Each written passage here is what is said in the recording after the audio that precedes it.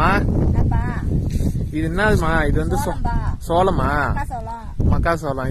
இது பேபி சோளமா இல்ல நாட்டு மக்காச்சோளமா?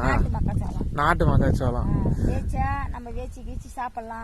இது என்ன கொல்லி ஃபுல்லா நடாம ஓரம் பாருங்க. வீட்டுக்கு மட்டும் ஒரு ஊடு பயிரா சும்மா போட்டுக்கிறீங்க?